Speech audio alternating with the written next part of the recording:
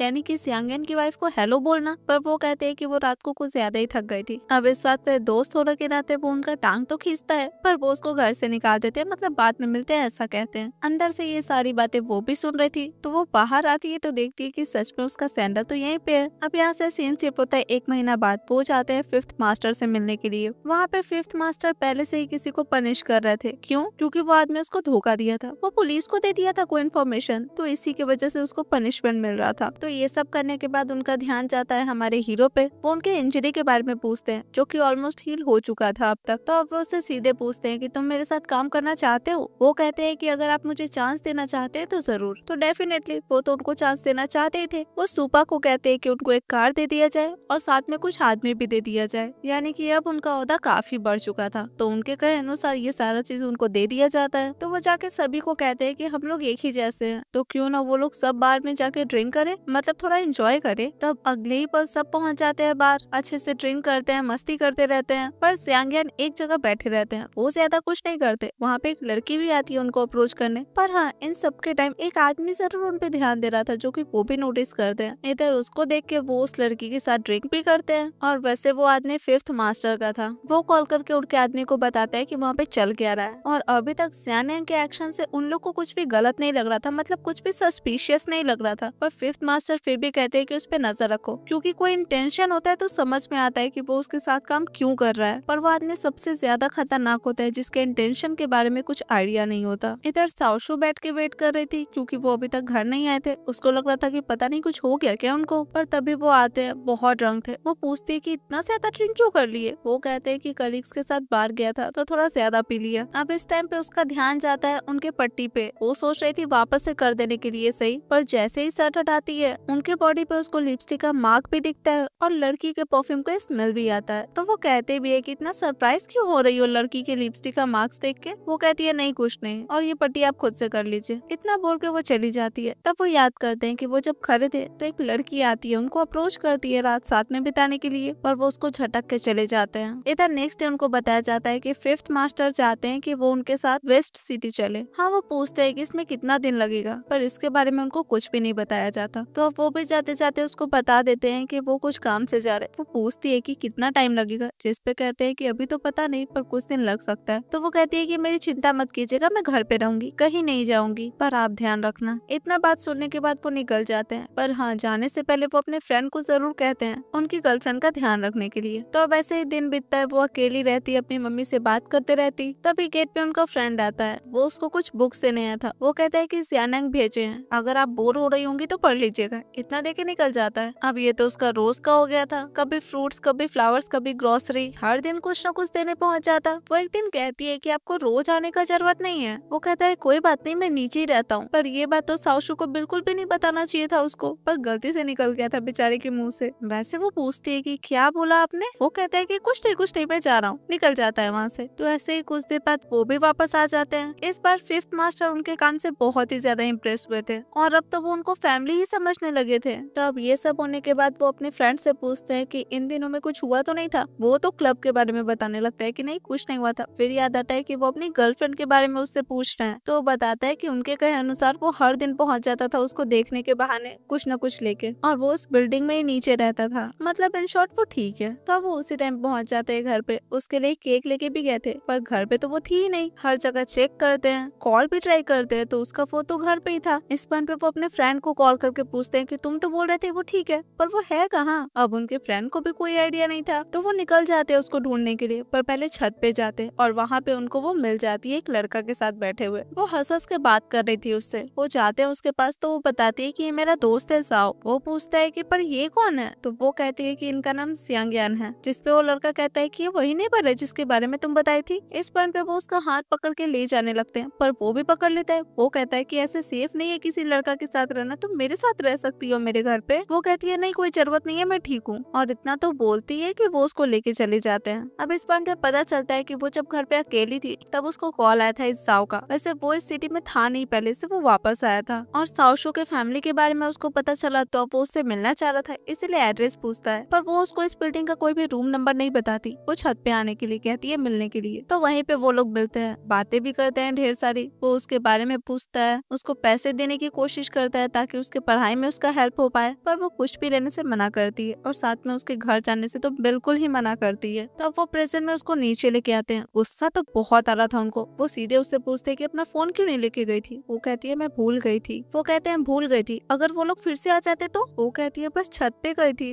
और साओ कोई बुरा आदमी नहीं है। वो कहते हैं तुमको समझ में भी आता है कि वो लोग क्या कर सकता है, टेलीफोन ट्रैक कर सकता है, इन्फॉर्मेशन निकलवा सकता है, आसपास के लोगों का साउंड मिमिक कर सकता है, बहुत तरीका होता है, कुछ भी कर सकता था। तो क्या करती तुम। हाँ सच में उससे मिलने का तुमको इतना मन कर रहा था। वो कहती है वो मुझे कॉल किया था और मुझे नहीं समझ में आ रहा था कि मैं उसको कौन सा एड्रेस दूं, इसीलिए छत पे मिलने गई थी। वो कहते हैं तुम मुझे क्यों नहीं बताई, बच्ची हो क्या। वो बोलती है कि छोटियों पर दिमाग नहीं है, ऐसा नहीं है, मेरे पास भी बहुत सारा क्वेश्चन है, पर मुझे तो आपसे पूछने का हिम्मत नहीं होता। मैंने आपसे पूछा कि आप क्या काम करते हैं, आपसे पूछा कि आप कहाँ गए थे, आपसे पूछा कि आपको इतना चोट कैसे लग गया था उस टाइम पे, ये भी नहीं पूछा कि आपका दोस्त हर रोज मुझे कुछ कुछ देने के लिए क्यों आ जाता था। हर रोज डरती थी पर कभी भी नहीं पूछ पाती थी कि आप वापस कब आएंगे। मुझे बस पता है कि आप मुझे प्रोटेक्ट करते हैं, तो मुझे भी आपको प्रोटेक्ट करना चाहिए था, इसीलिए मैंने आपका एड्रेस नहीं बताया। पर इसका ये मतलब नहीं है कि मैं कुछ सोचती नहीं हूँ। अब ये सुन के वो कहते हैं ठीक है मेरा ही गलती था, सॉरी, अब रो मत। वो भी कहती है कि मेरा भी गलती था, मैं रिपीट नहीं करूंगी। तो अब इस पॉइंट पे वो कहते हैं कि बाहर चलोगी? वो कहती है कहाँ? जिस पे वो उसको लेके आते हैं क्लब जहाँ वो काम करते थे। अब वहाँ पे दोनों पहुँच तो जाते हैं, आराम से वो दोनों जाके बैठ भी जाते हैं, पर वहाँ का माहौल देख के हमारी हीरोइन उनसे पूछती है कि आप क्यों लेके आए हैं मुझे यहाँ पे। वो सीधे उसको कहते हैं कि अगर फ्यूचर में कहीं आना जाना सही से करना चाहती हो ना तो बस मेरे साथ कोऑपरेट करो। इधर अभी तक उन लोग को भी पता चल गया था कि वो लड़की यहीं पे है, तो वो सारे लोग भी आ जाते हैं उसका पीछा करते करते। पर बीच में ही उन लोग को उस रूम में फिफ्थ मास्टर का आदमी दिख जाता है, तो उन लोग को समझ में नहीं आ रहा था कि ये लड़का उन लोग के साथ क्या कर रहा है, यानी कि स्यांग्यान। इधर स्यांग्यान भी उस आदमी को अभी तक देख चुके थे, तो वो साउशू को अपने गोद में बिठा लेते हैं और उसको कहते हैं कि जैसा करने का हूँ वही करना। वो उसको कहते हैं कि उनको ड्रिंक करवाने के लिए, तो वो वैसा ही करती है, जिससे बाहर खड़े लोगों को लगता है कि वो उस आदमी के साथ हुकअप कर रही है। इस पॉइंट पे वहाँ से उनका दोस्त क्रॉस करते रहता है, जिससे वो लोग पूछते हैं कि वो कौन है, जिसपे उनका फ्रेंड तो अच्छे से बताता है कि फिफ्थ मास्टर का आदमी है ये। फिफ्थ मास्टर चाहते हैं कि ये उनके साथ काम करे, उनका खास आदमी है ये। तो अब ये बताने के बाद वो तो अंदर चला जाता है, पर ये लोग फिफ्थ मास्टर को ऑफेंड नहीं कर सकते थे। मतलब अगर ये लोग जियानिया को कुछ करेंगे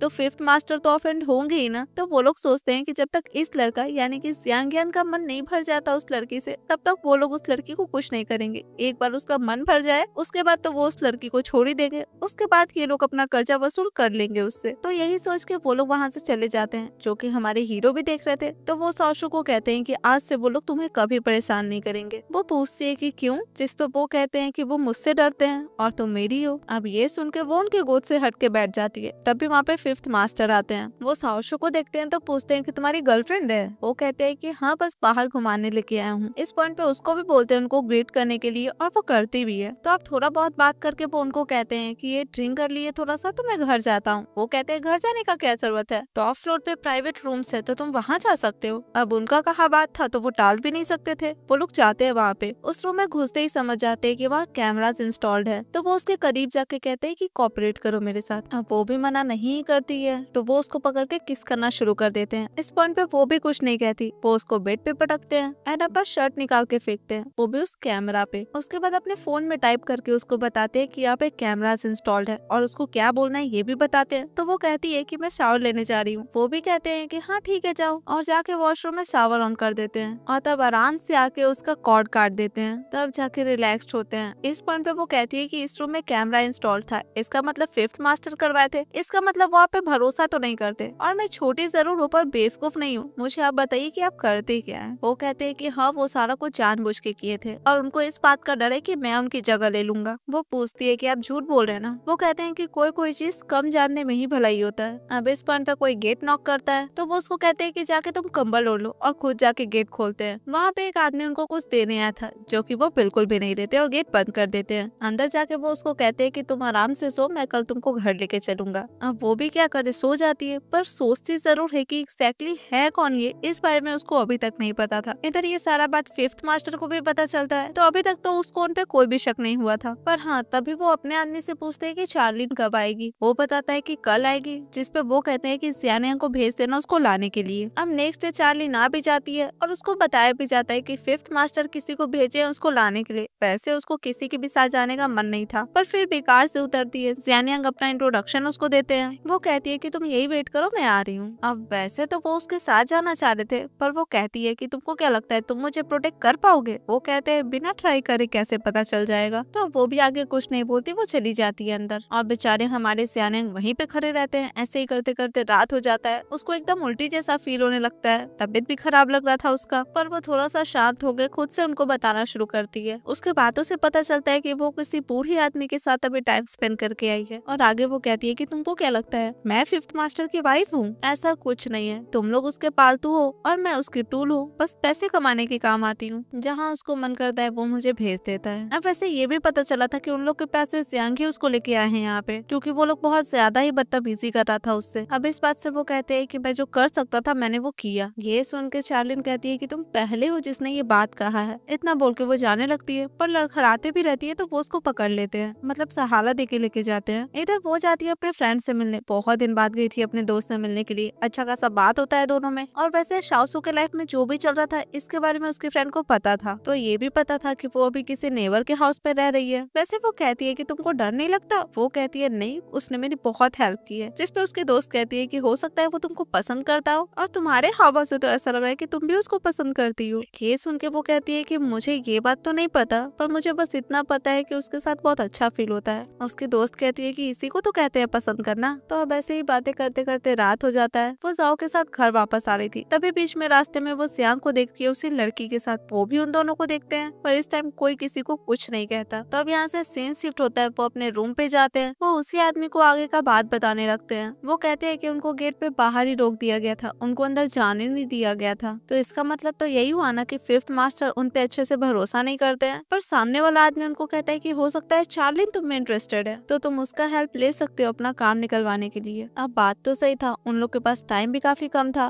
तो ये कदम तो उनको उठाना ही पड़ेगा। अब ये सारी बात करने के बाद वो अंदर आते हैं, तो वहाँ पे साउशु भी थी। वो उनसे कहती है कि अगर मेरे रहने पे आपको कोई दिक्कत हो रहा है तो आप बोल दो, मैं चली जाऊंगी यहाँ से। इस पॉइंट पे वो उसको कहते हैं कि तुम बदल गई कि मैं बदल गया, इसका मतलब? वो पूछती है। वो कहते हैं कि तुम जाओ से पहली बार भी मिली थी ना, ये दूसरी बार था। तुमको वो इतना ही पसंद है तो चली क्यों नहीं जाती, जाओ उसके साथ रहो। अब ये सुन के उसको भी बहुत बुरा लगता है। वो अपने मन में सोचती है कि 2 दिन पहले ये खुद मुझे किस की है और अब किसी और लड़का के पास भेज रहा है। पर वो कुछ कहते नहीं, बस रोते हुए अपने रूम में चली जाती है। हाँ, वो जाते हैं गेट नॉक करने, पर करते नहीं है। उनको भी समझ में आ रहा था कि वो गुस्सा में उसको बोल दिए हैं, पर फिलहाल वो उसको नहीं मनाते। अब नेक्स्ट डे जब वो सो के उठ के आती है तो वो देखती है कि वो वहीं सोफा पे सोए हुए हैं। तो वो जाके उनको ब्लैंकेट उठाने लगती है। इतनी देर में तो वो उसका गला ही पकड़ लेते हैं, पर तुरंत छोड़ भी देते हैं जब उनको रियलाइज होता है कि ये साउशु है। वो उससे माफी मांगते हुए कहते हैं कि वो सोते टाइम कुछ ज्यादा ही कॉशियस रहते हैं, तो उनको लगा कि कोई और है। वो कहती है कि ऐसा कभी कुछ हुआ है क्या कि सोते टाइम कोई आप पे हमला किया हो? इस बात पे वो कहते हैं कि जब मैं सो रहा हूँ तो मेरे पास मत आना, तुम्हारे लिए अच्छा होगा। अब इस पॉइंट पे वो कहती है मतलब ऐसे ही पास आना नॉर्मल है क्या? इस पे वो कुछ रिप्लाई करे इससे पहले उनको कॉल आता है। बात करने के बाद वो कहते हैं कि मैं आता हूँ, मुझे कुछ काम है नीचे। इतना बता के चले जाते हैं। तभी उसको कॉल आता है उसके पापा का। वो उसका हाल चाल पूछते हैं। अब ये तो ऑब्वियस था ना कि उसके मन में बहुत भरास था। वो अच्छा खासा उनको सुनाती है, पर उसके पापा भी कहते हैं कि उनके पास कोई ऑप्शन नहीं था, उनको छिपना पड़ा। पर अब वो अपना गलती ठीक करना चाहते हैं। वो उसको बताते हैं कि वो हाईचेंग के एक स्मॉल टाउन में रहते हैं जो कि सेफ है, और 3 दिन बाद वो उसको लेने भी आएंगे। वैसे उसको उनका बात मानने का मन तो नहीं कर रहा था, पर वो कहते हैं कि वो साउशु के पुराने दोस्त से बात की है, तो वो उसके साथ रह सकती है और साथ में ही दोनों यूनिवर्सिटी जा सकती है, मतलब आगे का पढ़ाई कर सकती है। इतना पे भी उसको मन नहीं कर रहा था उनकी बात पे भरोसा करने का। तो वो कहते हैं कि भले मैं जैसा भी हूँ, पर तुम्हारी माँ मरते टाइम मुझसे प्रॉमिस की थी कि मैं तुम्हारा ध्यान रखूँ, तो कम से कम वो तो करने दो। अब ये सुन के वो भी कुछ नहीं बोलती, बस कॉल काट देती है। इधर चार्ली ने एक और कॉन्ट्रैक्ट करवा के लेके आई थी फिफ्थ मास्टर के लिए। ये देख के वो बहुत ज्यादा ही खुश थे। इस बात पे चार्लिन कहते भी है कि एक लड़की का सहारा लेना पड़ता है तुमको कॉन्ट्रैक्ट लेने के लिए, तुम अपने आप को पावरफुल कहते हो। वो कहते हैं कि तुम भूलो मत मैंने तुम्हें क्या क्या दिया है, जो तुम मेरी वाइफ के नाम से फेमस हो ना, ये मैंने तुम्हें टाइटल दिया है। तुम्हारे पापा के ऊपर मेरा कितना कर्ज है भूल गई क्या?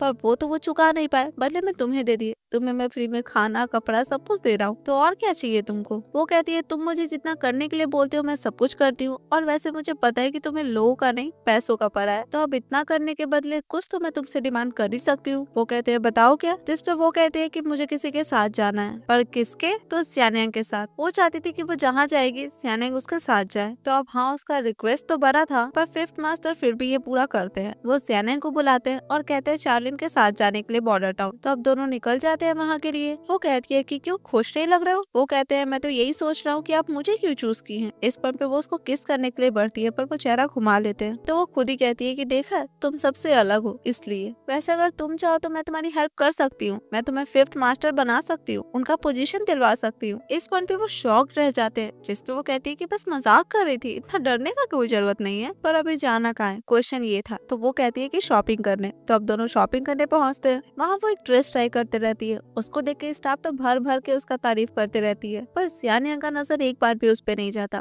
वो तो एक ड्रेस को देखे जा रहे थे जो वो सोच रहे थे कि साउशु पे बहुत अच्छा लगेगा, और ये देखते वो भी उनको देखती है। तो वो कहती है कि अपनी गर्लफ्रेंड के लिए लेना चाह रहे हो? इतना बोल के वो तो पैक करने के लिए भी कहती है, पर वो कहते हैं कि नहीं नहीं, अलग अलग ही पेमेंट कर देंगे, मतलब वो सिर्फ अपनी गर्लफ्रेंड के लिए लेंगे, बाकी जो कपड़ा वो लिए इसका पेमेंट चार्लिन खुद करेगी ना। तो अब ये सब करके वो जब घर पे आते हैं तो पता चलता है कि फिर से साउशु घर पे नहीं थी। वो कॉल करते हैं तो वो कहती है कि वो छत पे है। अब उसके आवाज से तो पता चल रहा था कि वो ड्रंक है। वो छत पे जाकर पहले तो उसको पीने से रोकते हैं, जिस पे बोन को कहती है कि पहले तो मुझे पता नहीं चलता था कि लोग पीते क्यों है, पर अब मुझे पता है, खुशी मिलता है इससे। पर अब बात था कि उसको हुआ क्या था, जिस पे वो बताती है कि उसके पापा कॉल किए थे आज, और वो उसको उसको कुछ दिन में लेने आ रहे हैं और अब वो चाहते हैं कि वो उन्हीं के साथ रहे और वो आगे अपना पढ़ाई भी कंटिन्यू कर पाएगी। इस पॉइंट पे वो उनसे पूछती है कि मुझे जाना चाहिए क्या। वो कहते हैं हाँ। वो कहती है कि आपको क्यों लगता है मुझे यहाँ से जाना चाहिए, जिस पर वो कहते हैं कि तुम्हारे लिए ये जगह डेंजरस है और तुम्हारे पापा चाह ही रहे तुमको अपने साथ रखना, तो वो कुछ सोच के ही बोल रहे होंगे, तो ये तुम्हारे लिए सबसे अच्छा रहेगा। इस बात पे वो कहती है और तुम क्या चाहते हो मेरे लिए। वो कहते हैं मेरी बात मानो। अब ये सुन के वो बहुत रोने लगती है। वो कहती है कि मैं कभी भी कोई रिलेशनशिप में नहीं थी, मुझे नहीं पता पसंद करना किसको कहते हैं, पर इस जगह को छोड़ने के सोच से ही मुझे बहुत बुरा लग रहा है, मुझे बर्दाश्त नहीं हो रहा है आपसे दूर जाना। अब ये बोलते बोलते वो बहुत रोती भी रहती है, तो वो उसको शांत करते हैं, हक करते हैं। वो कहती है कि मुझे हर एक मोमेंट तुम्हारे साथ जिया हुआ बहुत अच्छा लगा। जिस पर उनके दिमाग में चलता है कि जिस दिन तुमको पता चलेगा कि ये सब कुछ फेक है, उस दिन भी क्या तुम खुश रहोगी। अब थोड़ी देर बाद वो सो जाती है, तो वो उसको आराम से ले जाकर सुला देते हैं। उसके बाद वो जाके आराम से ड्रिंक करते हैं एंड देन पहुंचते हैं चार्लिन के पास। वो उनको कुछ बॉक्सेस दिखाती है। वो कहती है कि कल ये सारा बॉक्सेस ट्रांसपोर्ट हुआ था, पर मैंने कुछ रख लिया था, तुम देखना चाहोगे इसमें क्या है। अब ये सुन के वो आगे तो बढ़ते हैं, पर सीधे उस पर गन तान देते हैं। वो कहते हैं कि तुम बार बार मुझे टेस्ट कर रही हो ना, ये जानने के लिए कि एग्जैक्टली मुझे चाहिए क्या। इस पॉइंट पे वो समझ जाती है कि वो जो सोच रही है वो सही सोच रही है, वो सबसे अलग है, क्योंकि उनको उसमें बिल्कुल भी इंटरेस्ट नहीं है, मतलब उनका प्लान तो कुछ और ही है। तो वो उनसे पूछती भी है कि तुम हो कौन। ये सुन के वो बताते तो नहीं है, पर उनका एक्शन तो कुछ और ही था। इस पॉइंट पे वो सीधे कहती है कि वो उनकी हेल्प करने के लिए तैयार है, पर साथ में उनको उसको प्रॉमिस करना पड़ेगा कि वो फिफ्थ मास्टर को बिल्कुल भी नहीं छोड़ेंगे। पर ऐसा क्यों, वो पूछते हैं, जिस पे वो बताती है कि इन 5 साल में उसका जिंदगी पूरा नर्क से भी बेकार था। वो सिर्फ एक टूल थी पैसा कमाने की, जिंदगी नाम का तो कोई चीज ही नहीं था उसका, और फिफ्थ मास्टर तो उसको जाने भी नहीं देता था। तो वो भी चाहती थी कि उसके साथ बहुत बुरा हो कुछ। तो अब ये तो वो डेफिनेटली करने वाले। वो पूछते हैं कि फिफ्थ मास्टर के पीछे कौन है। वो कहती है कि इसके बारे में मुझे तो नहीं पता, पर वो आदमी बहुत ही ज्यादा कॉशियस है, सिर्फ फिफ्थ मास्टर ही उसको देखा है। हर 3 महीना में एक बार वो वहाँ पे जाता है और किसी को अपने साथ नहीं लेके जाता, और वैसे कहाँ जाता है ये भी वो उनको बताती है। और साथ में ये भी कहती है कि एक वीक बाद वो अपना सारा मीटिंग कैंसिल कर दिया है, तो हो सकता है कि वो फिर से उसी आदमी से मिलने जा रहा हो। तो अब ये उनके लिए बहुत अच्छा चांस था, उनको जो भी करना है इस टाइम वो उसके साथ कर सकते थे। तो अब इतना सुनकर वो वहाँ से जाने लगते हैं, पर जाते जाते वो अपनी फीलिंग्स उनको जरूर बताती है। वो कहती है कि मैं तुम्हें पसंद करती हूँ, मैं जानती हूँ तुम ये सुनना नहीं चाहोगे, पर बस मुझे अपनी फीलिंग्स बतानी थी। वो कुछ भी रिएक्ट नहीं करते, चले जाते हैं वहाँ से। अब ये सारा बात वो अपने फ्रेंड को बताते हैं, मतलब इस मिशन में जो उनके साथ था उसको बताते हैं। वो कहते हैं कि आज रात में उसको निकल जाना होगा और सारे लोग भी कल दोपहर तक वहाँ पे पहुँच जाएंगे, और उसके बाद किसको क्या करना है, कैसे करना है, सब कुछ डिसाइड हो जाएगा। पर इस अपॉर्चुनिटी को वो लोग मिस नहीं कर सकते हैं। अब इतना तो था काम का बात। इसके बाद वो अपने फ्रेंड को कहते हैं कि कल शाओसू बॉर्डर टाउन छोड़ देगी, तो तुम किसी को भेजना जो उसका ध्यान रखे, मतलब उसके साथ जाए, देख ले कि वो सेफली पहुंच गई है या नहीं। अब इस चीज से उस आदमी को भी कोई प्रॉब्लम नहीं था। ये सब करने के बाद वो घर पे आते हैं। शाओसू अपना पैकिंग कर रही थी। वो उसको समझाते हैं कि वहाँ जाके अपना ध्यान रखना, और अगर तुम्हारे पापा अभी भी जुआ खेलते हो तो अपने बारे में सोचना सिर्फ, अगर खतरा लगे तो पुलिस को कॉल कर देना, और कोशिश करना कि इस टाउन में तुमको वापस आना ना पड़े। अब ये सब सुन के तो उसको रोना आ ही रहा था। वो उनको पकड़ के किस करती है, तो वो भी उसको किस करते हैं अच्छे से,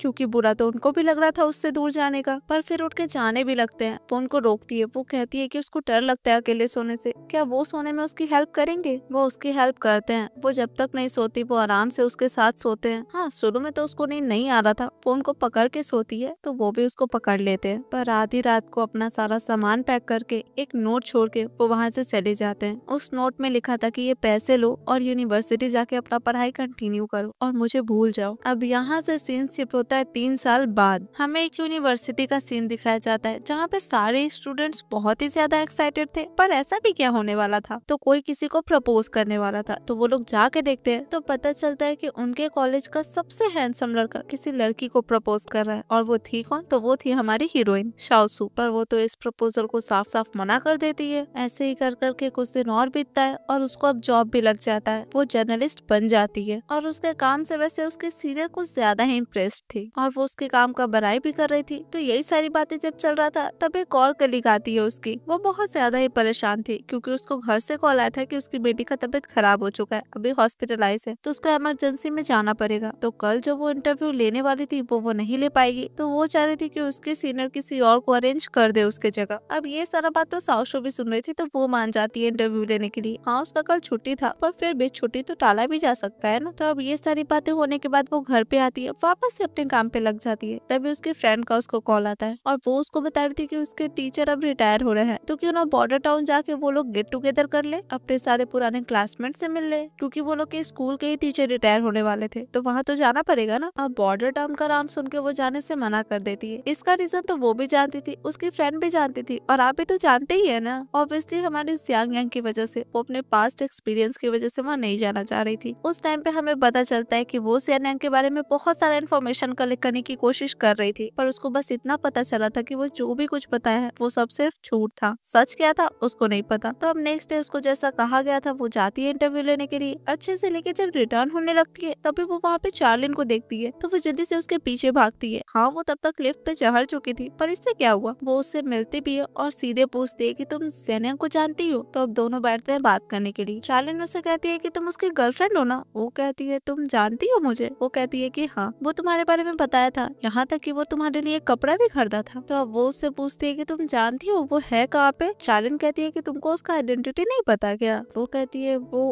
अंडरकवर एजेंट है। इस बात पे चार्लिन कहती है कि हाँ, और उस टाइम जहाँ वो जाने वाले थे फिफ्थ मास्टर को पकड़ने के लिए, ये सारी बातें बताती है। पर साथ में ये भी कहती है कि पता नहीं कैसे फिफ्थ मास्टर को ये चीज पहले से ही पता चल गया था और वो लोग वहाँ से भागना चाह रहा था। पुलिस भी टाइम पे नहीं पहुंची थी, तो ज़ियानिया को अकेले ही सबसे लड़ना पड़ा था और उस चीज में वो भी बहुत ज्यादा इंजर्ड हुए थे। 2 बार गोली भी लगा था, और उसके बाद उनका क्या हुआ ये नहीं पता। उसके बाद इस ऑपरेशन में वो भी हेल्प की थी, तो उसको ज्यादा दिन का सजा नहीं हुआ था, कुछ दिन में ही वो प्रिजन से बाहर आ गई थी। पर उसके बाद से वो कभी भी ज़ियानियांग को देखी नहीं, और हो सकता है कि उनका नाम ज़ियानियांग हो भी ना। अब इतना बात करने के बाद वो वहाँ से चली जाती है, पर बैठ के खूब रोती है, क्योंकि अब तो उसको कुछ भी नहीं पता था उनके बारे में, उनका नाम तक भी नहीं। अब यहाँ से सीन शिफ्ट होता है नेक्स्ट डे उसके ऑफिस में। उनके सीनियर्स आपस में बात कर रहे थे कि उन लोग को इंटरव्यू लेना चाहिए उन लोगों से जो लोग मिलिट्री से रिटायर्ड है, मतलब वो लोग को बहुत ज्यादा इंजरी हो गया होगा फाइटिंग के दौरान, या फिर कोई भी ऐसा रीजन जिससे कि उन लोग को रिटायर होना पड़ा, तो उन लोगों से वो लोग इंटरव्यू लेंगे और उनका बैक स्टोरी पब्लिक को बताएंगे। अब इस बात पे दूसरी कलीग कहती है कि ये काफी डिफिकल्ट है, क्योंकि कुछ लोग तो कुछ भी बताना नहीं चाहते हैं, बहुत बदतमीजी से भी बात करते हैं, क्योंकि उन लोग को वो सारा पिन वापस याद आ जाता है। तो अब सवाल उठता है कि ये काम करेगा कौन। ऑब्वियसली शाओसू हाँ बोलती है ये काम करने के लिए। तो अब उसको वो काम सौंप दिया जाता है। उसको उन सारे ऑफिसर्स का नंबर का लिस्ट भी लाके दे दिया जाता है, जिनको एक एक करके उसको कॉल ट्राई करना था। वो लिस्ट में सबसे पहले नाम ढूंढती है, कहीं से ज्ञान मिल जाए, पर ऐसा कुछ नहीं मिलता। तो अब वो एक एक करके कॉल करना शुरू करती है। अब उसके साथ भी ऐसा ही हो रहा था जो वहाँ कहा गया था। कोई इंटरव्यू देने के लिए मना कर रहा था, कोई अपना दुख वापस से याद नहीं करना चाह रहा था इसलिए मना कर रहा था। मतलब सबका रिस्पॉन्स ऐसा ही था, कोई हाँ नहीं बोल रहा था इंटरव्यू देने के लिए, पर वो फिर भी हार नहीं मानती। वो कॉल ट्राई करते रहती है। एक जगह कॉल करती है तो वो कॉल एक गेस्ट हाउस में लगा था। वहाँ पे वो लुशाओ नाम के आदमी के बारे में पूछती है, जिसपे कि उसको रिस्पॉन्स मिलता है कि तुम बॉस के बारे में बात कर रही हो, पर वो तो नहीं है। अब शाओसू उसके बॉस का नंबर मांगती है, यानी कि लुशाओ का, पर वो आदमी उनका नंबर भी उसको नहीं देता, क्योंकि उसके बॉस 6 महीना पहले ही बोले थे कि वो कोई भी इंटरव्यू देना नहीं चाहते, तो इसीलिए वो उनका फोन नंबर नहीं दे सकता है। इतना बोल के कॉल कट कर देता है। अब वो गेस्ट हाउस का नाम सुन के वो इंटरनेट पे वो सर्च करने लगती है और अगले ही पल पहुंच भी जाती है उस लोकेशन पे। हाँ, वो जाके बताती है कि वही रिपोर्टर है वो जो कॉल करे थी। ये सुन के वो गुस्साता तो है, पर वो कहती है कि मैं बस तुम्हारे बॉस से एक बार मिलना चाहती हूँ, एक बार बात करना चाहती हूँ। अगर वो नहीं चाहेंगे तो मैं पक्का चली जाऊंगी, उनको डिस्टर्ब नहीं करूंगी। तो अब इस बात पर वो भी कहता है कि ठीक है फिर वेट करो, वो अभी तो यहाँ नहीं है, मुझे नहीं पता वो कब वापस आएंगे। तो अब वो बैठ के वेट करना शुरू कर देती है। इधर हम फाइनली इतने दिनों बाद ज़ियानियांग को देखते हैं। वो हॉस्पिटल आए हुए थे अपने पाँव का चेकअप करवाने के लिए। उनके पाँव में कुछ दिक्कत था जो कि अभी तक ठीक नहीं हुआ था, तो उसी का चेकअप वो करवाते रहते थे। इधर शाओसू बहुत देर से इंतजार की जा रही थी, पर लुशाओ तो आ ही नहीं रहे थे उससे मिलने के लिए, तो वो भी सोचती है कि अब चलना चाहिए। तो अपना लैपटॉप जैसे ही बंद करते रहती है तभी उसको कुछ सुनाई देता है। एक आदमी को वो बोल रहा था कि आपका कोई इंतजार कर रहा है, आपसे मिलना चाहता है। वो पूछते हैं कि कौन। अब ये सारी बातें जब उसके कानों में पड़ता है तो वो तो चम सी जाती है। जब पलटती है तो फाइनली ज़ियानियांग को देखती है। वो उनके पास जाती है, उनका नाम पुकारती है, लुशाओ। इतना बोल के एक थप्पड़ भी मारती है और रोते हुए भाग जाती है वहाँ से अपने आप को शांत करने के लिए। फिर थोड़ी देर में आ भी जाती है, उनको जोर से हक करती है। वो भी उसको कस के पकड़ते हैं। तो अब दोनों बैठते हैं। वो उसके लिए चाय लेके आते हैं, क्योंकि काफी लेट हो चुका था तो कॉफी सही नहीं रहेगा उसके लिए। वो पूछती है कि आप अपना नाम गलत बताए ना। वो कहते हैं कि हाँ, इन्फॉर्मेशन लीकेज नहीं होना चाहिए इसीलिए, वैसे मेरा मकसद तुमसे छिपाना नहीं था, वो कहती है इसका मतलब आप यहाँ के हैं भी नहीं, इसीलिए तो कोई भी इन्फॉर्मेशन मुझे आपके बारे में पता नहीं चला था। मुझे लगता है कि मुझे जो भी पता था आपके बारे में सब कुछ फेक है। वो कहते हैं तुम मुझे ढूंढ क्यों रही थी ये बताओ। वो भी रोते रोते कहती है कि बात तो सही है, मुझे ढूंढना ही क्यों चाहिए आपको। वो कहते हैं काफी लेट हो गया है, मैं तुम्हें घर पहुंचा देता हूँ, टैक्सी नहीं मिलता यहाँ पे लेट से। वो कहती है पाँव में क्या हो गया आपके। वो कहते हैं कुछ ज्यादा नहीं, बस थोड़ा सा इंजर्ड हो गया था। अब ये सुन के वो कहती है मतलब कुछ भी नहीं बताओगे तुम मुझे। तो अब इसलिए वो उठ के जाने लगती है। हाँ वो उसको रोकते हैं, कहते हैं कि मैं पहुंचा देता हूँ, पर वो उनका हाथ झटक के चली जाती है। तो अब यहाँ से सीन शिफ्ट होता है नेक्स्ट डे। वो एक और मिलिट्री ऑफिसर का इंटरव्यू लेने जाती है। मतलब वो पहले थे जो इंटरव्यू देने के लिए माने थे। तो वो पहले तो उनके लाइफ के बारे में सब कुछ पूछती है, मतलब उनका जो भी एक्सपीरियंस रहा है उसके बारे में। उसके बाद वो उनसे पूछती है कि वो लुशाओ को जानते हैं क्या। अब हाँ ये नाम तो वो सुने थे। तो वो अपने फोन में फोटो सर्च करने लगते हैं, जिसपे उनको मिलता है फोटो लुशाओ का, यानी कि हमारे हीरो का, सियानिया का। तो अब वो ऑफिसर उनके बारे में भी सब कुछ बताते हैं, लाइक वो पढ़ने में कितने अच्छे थे, शूटिंग में नंबर 1 थे, और अपना ग्रेजुएशन कंप्लीट करने के बाद वो स्पेशल फोर्सेस को ज्वाइन भी कर लिए थे। तो अब इसके आगे वो कहते हैं कि ये फोटो वो उनकी याद के लिए रखे थे, मतलब साथ में ही पढ़े थे ना वो लोग, तो इसलिए। और वैसे वो भी कहा है इसके बारे में उनको भी नहीं पता, हो सकता है कि वो अपने कोई मिशन पे हो। अब ये सुनकर उसको समझ में आ जाता है कि उनके इंजरी और रिटायरमेंट के बारे में अभी तक किसी को नहीं पता है। वैसे वो उस टाइम उनका फोटो उनसे जरूर ले लेती है, और अगले ही दिन अपना सारा सामान लेके पहुंच जाती है उसी होटल में। अब वो भी वहाँ पे रुकना चाहती थी। अब जो आदमी पहले उसको रोका था उनसे मिलने के लिए, वो भी उसको देख के खुश हो जाता है, क्योंकि उसको समझ में आ जाता है कि वो यहाँ पे किसके लिए आई है। ऑब्वियसली लुशाओ के लिए आई है, और इसीलिए तो वो लुशाओ के बगल वाला कमरा भी उसको देता है। तो उसको पता थोड़ी ना रहता है, वो पूछना चाह रही थी पर इससे पहले ही वो बता देता है कि बगल वाला कमरा उन्हीं का है। तो अब वो उनसे पूछती है कि इतने दिन में लुशाओ की कोई गर्लफ्रेंड थी क्या। वो कहते हैं कि नहीं, वो हमेशा से अकेले ही हैं और कोई सियांगू नाम की लड़की का बात करते थे। अब मुझे ये तो नहीं पता कि उनका रिश्ता सियांगू नाम की लड़की के साथ क्या है, पर हाँ इतना जरूर लगता है कि वो लड़की इनके लिए इम्पोर्टेंट तो है। अब सियांगू तो ऑब्वियसली हमारी शाओसू थी, तो उसको तो बहुत मजा आ रहा था सुन के। अब इस पूरे टाइम लुशाओ वहाँ पे थे नहीं, तो वो जब आते हैं तभी वो उनको पकड़ा देता है एक टॉवेल नए गेस्ट को देने के लिए, जो कि जस्ट उनके बगल वाले कमरे में रहते हैं। अब पहले तो वो मना कर रहे थे लेके जाने से, और फिर मान ही जाते हैं। तो अब टॉवेल दे तो देते हैं, पर उनको पता चल भी जाता है कि उनकी पड़ोसी कौन है, यानी कि उनके बगल वाले कमरे में कौन है। वो उसको कहते हैं कि तुम यहाँ क्या कर रही हो। वो कहती है क्यों, मैं कोई अलग जगह नहीं आ सकती क्या। इतना बोल के टॉवेल लेके गेट बंद कर देती है। अब रात में वो उनका गेट नॉक करती है। वो खोलते हैं तो कहती है कि मेरे रूम में कॉकरोच है। तो अब जाके वो चेक करते हैं, पर उनको तो कहीं कुछ भी नहीं मिलता। तो ये बात आके वो उसको बताते हैं। वो कहती है कहीं छुप गया होगा, तो मुझे डर लग रहा है अपने रूम में सोने में। हाँ वो रूम चेंज करने की बात करते हैं, पर उसको तो आज यही सोना था। वो अंदर चली जाती है, सोफा पे जाके सो जाती है। तो वो कहते हैं कि बेड पे जाके सो जाओ, सोफा ठंडा है, मैं सो जाऊंगा। तो वो बेड पे जाके सो जाती है। तो अब आधी रात हो जाता है, पर अभी तक कोई नहीं सोए थे। तो अब वो बात करना शुरू करती है। वो कहती है कि इतना साल में मैंने बहुत तरीके से आपको ढूंढने का ट्राई किया, पर मेरे पास ना फोटो था और ना आपके बारे में कुछ सही से पता था। मुझे तो लग रहा था कि मैं भूल भी जाऊंगी कि आप दिखते कैसे हैं। आप क्यों नहीं आए थे मुझे ढूंढने के लिए। वो कहते हैं कि ये सब कुछ पास्ट है, और वैसे भी हमारा मिलना भी तो एक्सीडेंट ही था ना, तो मैं क्यों तुम्हें ढूंढने के लिए आऊँ। अब ये एक्सीडेंट वाली बात सुन के उसको बहुत बुरा लग जाता है। वो सीधे उठती है, अपना तकिया लेती है और निकल जाती है अपने रूम के लिए। अब इस टाइम पे वो जाके अपने ड्रॉर से उसका ढेर सारा फोटोज निकालते हैं। न जाने कब खींचे थे, पर इन बीते गए सालों का ही फोटो था उनके पास। इसका मतलब वो नजर तो रखे थे उस पे, पर पता नहीं कैसे। अब नेक्स्ट डे वो अपने रिटायर्ड फ्रेंड के साथ प्रैक्टिस कर रहे थे। तो प्रैक्टिस करने के बाद वो दोनों बातें करने बैठते हैं। बातों ही बातों में वो बताते हैं कि वो शादी करने वाले हैं। तो वो भी चाहते थे कि हमारे हीरो भी शादी करे जिस भी लड़की को वो पसंद करते हैं। और वैसे वो कहते भी है कि तुम एक लड़की को बचाए थे ना 4 साल पहले, तो उसी से शादी कर लो, क्योंकि मुझे तो लग रहा है कि तुम उसको पसंद करते हो। वो कहते हैं कि नहीं, वो अच्छा वाला अपना काम कर रही है, और वैसे भी 4 साल पहले मुझे उन लोगों ने देखा था, और मिशन के दौरान वो लोग भाग भी गए थे। तो अब अगर वो मेरे साथ रहेगी तो वो भी सेफ नहीं है, क्योंकि वो लोग बदला लेना तो जरूरी चाहेंगे ना। तो अब साउशू से दूरी बनाने का रीजन तो हमें भी पता चल गया था, पर अब देखते हैं कि वो लोग करीब कैसे आते हैं। तो अब वो आते हैं वापस से होटल, तो पता चलता है कि अभी तक साउशू वापस नहीं आई है। अब वो चेकआउट भी नहीं की है और रिटर्न भी नहीं हुई है यहाँ पे। अब इस पॉइंट पे वो फिर से जाके उसी अपने फ्रेंड को कांटेक्ट करते हैं, और उस मिशन के दौरान जो लोग भी भागे थे उसके बारे में पूछते हैं, लाइक कुछ पता चला या नहीं। तो वो बताते हैं कि नहीं, अभी तक कुछ भी नहीं पता चला उनके बारे में। तो वो कहते हैं कि अगर कुछ पता चले तो मुझे बताने के लिए। इतना बात होने के बाद कॉल कट जाता है। तभी उनको आवाज आता है बाहर से साउशू का। वो जाके गेट खोलते हैं तो पता चलता है कि वो तो बहुत ज्यादा ड्रिंक करके आई है। वो कहते हैं कि इतना ड्रिंक क्यों करके आई हो। वो कहती है कि इन 4 सालों में मेरा क्या हाल हुआ है ना, आपको अंदाजा भी नहीं है। हर दिन देखना चाहती थी पर कभी देख नहीं पाती थी। अपना फोन भी कभी नहीं ऑफ करती थी, क्योंकि मुझे लगता था कि अगर आप कॉल करिए और मेरा फोन ऑफ रहे तो। और अब जब फाइनली मिली हूँ आपसे, तो आप कह रहे कि गलती से मिले थे हम लोग। आपने तो मेरा फर्स्ट केस पे चुरा लिया। और आपको पता है कि 4 साल पहले आपका लेटर देके कितना बुरा लगा था मुझे। ये सब बोल के वो अपने रूम में जाती है वो भी पीछे पीछे जाते हैं तो वो एक ड्रेस उठाती है जो कि वो उसके लिए लेके आए थे 4 साल पहले। वो उनको फेंक के देती है कि ये कपड़ा आप खुद ही रखिए और अब से मैं नहीं कांटेक्ट कर रही आपको, हम लोग अब स्ट्रेंजर्स ही है। अब इतना उसका बोलना होता नहीं है कि वो उसको पकड़ के किस करना शुरू कर देते हैं। हाँ वो पूछती है कि इसका मतलब, पर इसका मतलब तो फिलहाल वो उसको कुछ नहीं समझाते, बस उसको किस करने में ही परेशान रहते हैं और वैसे वो भी नहीं रुकती। तो अब ऐसे ही करके दोनों अच्छा टाइम स्पेंड करते हैं। अब आधी रात में दोनों ही जगह में थे तो वो उनसे पूछती है कि मॉर्निंग में फिर आप डिनाई नहीं ना करने वाले इस चीज को। वो कहते हैं ऐसा लगता हो क्या मैं तुम्हें? वो कहती है कौन बोला था बार बार मुझे खुद से अलग करने के लिए? हाँ वो कहते हैं सॉरी। अब इस पॉइंट पे वो अपने बारे में सब कुछ बताते हैं। वो कहते हैं कि वो टोटल 8 मिशंस कंप्लीट किए हैं। एक बार तो उनके सिर से गोली छू के निकल गया, कोई ठिकाना नहीं रहता, कभी भी मर सकते हैं। पर 4 साल पहले जब वो लोग बिछड़े थे तो वो सोच लिए थे कि अगर वो जिंदा रहे तो वो उसको जरूर ढूंढेंगे, पर वो इंजर्ड हो गया और साथ में सूपा भी भाग गया था उस टाइम पे। तो उनको डर था कि अगर वो उसको जाके ढूंढेंगे तो पता चले कि कहीं उसके लाइफ पे भी रिस्क ना आ जाए। इतना सुन के वो जाके उनको हक करते हुए कहती है कि मुझे डर नहीं लगता खतरा से, मुझे बस आपको नहीं देखने से डर लगता है। अब यहाँ से सीन शिफ्ट होता है नेक्स्ट डे। वो मिलने आई थी हमारे हीरो से, वो उनके लिए कुछ खाने के लिए लेके आई थी जो कि उसके पापा भिजवाए थे। तो अब उसको पता चलता है कि वो अभी तक नीचे तो नहीं आए हैं, तो वो खुद जाती है उनके रूम पे। पर ये क्या, वो तो किसी और के रूम से निकल रहे हैं और साथ में एक लड़की भी है। अब इस पॉइंट पे सब लोग बैठते हैं नीचे बात करने के लिए। वो जो लेके आई थी वो दे देती है तो वो भी ले जाके फ्रिज में रखने लगते हैं। तब वो लड़की बताती है कि वो जानती है शाओशू को, वो भी उसी यूनिवर्सिटी में है जिसमें शाओशू है और उसकी जूनियर है वो। और 3 साल पहले ही लुशाओ उसको बोले थे उसका फोटो खींचने के लिए, मतलब वो क्या कर रही है क्या नहीं इसके बारे में उनको सारा इन्फॉर्मेशन देने के लिए। तो वही तो थी जो हर एक टाइम पे शाओशू का फोटो खींच के उनको भेजा करती थी। और वो ऐसा कर क्यों रही थी? तो उसके पापा लुशाओ के टीचर थे पुलिस एकेडमी में। लुशाओ की मम्मी जब मरी थी तो उनके पापा एक मिशन में थे और उस मिशन में उनका भी जान चला गया था, पर फिर भी लुशाओ पुलिस ऑफिसर बनने का डिसाइड किए। और 4 साल पहले वो बहुत ज्यादा इंजर्ड भी हो गए थे अपने मिशन में, तो उनको आधा साल से ज्यादा लगा था रिकवर होने के लिए और अब वो वापस काम पे अपने जा भी नहीं सकते हैं। वो आगे कहती है कि वो जानती है कि लुशाओ बहुत पेन में है, पर वो कभी अपने मुंह से बोलेंगे नहीं। और उस टाइम पे जिस टाइम पे वो हॉस्पिटल में थे उस टाइम पे भी वो वैसे ही रिएक्ट करते थे कि वो सही है, पर जब उनको फोटो मिलता था शाओशू का तब जाके उनके चेहरा पे खुशी दिखता था। तो अब उन दोनों को साथ देख के वो लड़की तो बहुत ही ज्यादा खुश थी। तब यहाँ से सीन शिफ्ट होता है। वो उसको छोड़ने आए थे उसके ऑफिस। हाँ कहते भी है कि काम के बाद वो उसको पिकअप करने आएंगे, पर वो कहती है कि नहीं मैं घर चली जाऊंगी। अब इस पॉइंट पे वो मजाक में कहते हैं कि हम तो अभी मिले हैं, तुम अभी मुझे अकेला छोड़ दोगी? वो कहती है तो फिर आप मेरे घर पे रह सकते हैं, पर वो कहते हैं कि नहीं नहीं मजाक कर रहा था, तुम अपना काम करो। अब उसके जाने के बाद उनको कॉल आता है, काफी जाना पहचाना आवाज लग रहा था और होगा क्यों नहीं, वो इतने दिन उसके साथ जो रहे थे। ये कॉल सूपा का था और वो कहता है कि 4 साल पहले मैं तुम्हें मार नहीं पाया था ना, पर इस बार हिसाब बराबर जरूर कर लूंगा। तो अब इस बार में बात करने के लिए वो वापस से अपने फ्रेंड के पास पहुंच जाते हैं। अब वो लोग सोच ही रहे थे कि वो उनको कांटेक्ट क्यों किया, मतलब क्या करने वाला है उनके साथ। तभी उनको कॉल आता है शाओशू का। वो काफी घबराई हुई थी, वो कह रही थी कि उसके गेट पे कोई तो है जो कि नॉक कर रहा है और वो बहुत डर गई थी। अब ये सुनते ही वो भागते हैं उसके घर पे। उधर बाद में लगातार गेट खोलने की कोशिश किए जा रहा था। इधर ये आ ही चुके थे, लिफ्ट खाली नहीं मिलता तो सीढ़ियों से जाते हैं, पर तब पता चलता है कि कोई डरने का बात नहीं था। एक पियक्कर बहुत ज्यादा पी के उसके रूम को नॉक कर रहा था, मतलब वो अपना घर समझ लिया था शाओशू के घर को, बस इसीलिए। तो उसकी वाइफ लेके जाती है उसको, तब ये सारी बात बताती है वो लुशाओ को। वो गार्ड को ऐसे बुला ली थी तो सब कुछ सॉर्ट आउट हो गया था, पर उनका मन कहाँ मान रहा था। वो तो उसको जोर से हक करते हैं। वो कहते भी है कि आगे से कुछ भी हो तो मुझे कॉल करना एकदम इमीडिएटली। वो भी कहती है कि ठीक है। अब इस टाइम ये डर सच नहीं था, मतलब सुबह शाओशू को कुछ नहीं किया था, पर जरूरी तो नहीं है कि वो इन फ्यूचर कुछ भी ना करे। तो इस बारे में वो अपने फ्रेंड से बात करते हैं कि कुछ ना कुछ तो उनको उसका जरूर करना पड़ेगा, क्योंकि आज वो बहुत डर गए थे। और ये सारी बात उनकी शाओशू भी सुन रही थी, तो वो सुन सुन के काफी रो रही थी, क्योंकि खतरा तो अभी भी उनके सिर पे है ना। तो अब रात में वो दोनों साथ सोते हैं। नेक्स्ट डे वो उसको काम पे छोड़ने जाते हैं, तो वो बताते हैं कि वो एक बिजनेस ट्रिप पे जा रहे हैं, पर जल्द ही लौट आएंगे, तब तक वो अपना ध्यान रखे। और साथ में वो ये भी कहते हैं कि वो एक नंबर उसको दे रहे हैं, अगर उसको किसी भी चीज का जरूरत पड़े तो वो उस नंबर पे कॉल कर सकती है। अब वो बिजनेस ट्रिप पे जा रहे थे तो वो भी कुछ नहीं बोलती, आराम से चली जाती है अपने काम पे। पर वो अच्छे से जानती थी कि वो कोई भी बिजनेस ट्रिप पे नहीं जा रहे, वो सुबह से निपटने जा रहे थे, जिसका कोई गारंटी नहीं था कि वो वापस लौटेंगे या नहीं। तो इसीलिए जाने से पहले एक बार जाके वो उनको किस करती है अच्छे से, और साथ में कहती भी है कि मैं इंतजार करूंगी आपके लौटने का। तो अब ऐसे ही करके एक दिन और बीतता है, पर उनका कॉल नहीं आता अभी तक उसको। इसी बारे में वो सोच रही थी, तभी उसको पता चलता है कि कोई उससे मिलने आया है। वो तो खुशी से बाहर जाती है, पर ये उसके पापा थे। उनको पता चला था कि उनकी बेटी रिपोर्टर बन गई है, तो इसलिए मिलने आए थे। वो भी कहती है कि अब मिल लिए ना, तो अब जाने लगती है। पर वो कहते हैं कि मैं जानता हूँ तुम मुझसे नफरत करती हो, मैं तुम्हें अपने साथ रहने के लिए बुला रहा था, पर मैं तुम्हारा सारा पैसा लेके भाग गया उस टाइम भी। तो वो जो भी किए थे इस चीज का माफी वो अपनी बेटी से मांग रहे थे, पर वो माफ नहीं करती उनको, क्योंकि वो जो भी हरकत किए थे शायद माफी लड़की के काबिल तो नहीं था। एक स्ट्रेंजर होके लुशाओ उसकी हेल्प किए थे, पर उसके पापा ही उसको छोड़ दिए, वो भी उस टाइम में जिस टाइम पे उसको सबसे ज्यादा जरूरत अपने पापा का था। तो अब आगे से वो लोग कांटेक्ट ना ही करे एक दूसरे को, वही बेटर रहेगा। इतना कह के वो चली जाती है। तो अब ऐसे ही घर जा रही थी तो वो लुशाओ के बारे में सोच रही थी, मतलब वो उसको कांटेक्ट नहीं कर रहे ना, तो पता नहीं कैसे होंगे, ठीक होंगे या नहीं। तभी उसको आवाज आता है लुशाओ का, वो वापस आ चुके थे। मतलब अब उनके लाइफ में कोई प्रॉब्लम नहीं होने वाला था, वो सुबह से निपट के आ चुके थे। वो तो जोर से जाके उनको हक करती है और इसी के साथ ये कहानी यहीं खत्म हो जाता है। तो दोस्तों आपको ये कहानी कैसा लगा आप मुझे कमेंट्स में जरूर बताइएगा। And thank you so much friends for watching this video. मैं आपसे मिलती हूँ अब नेक्स्ट वीडियो में, तब तक के लिए बाय।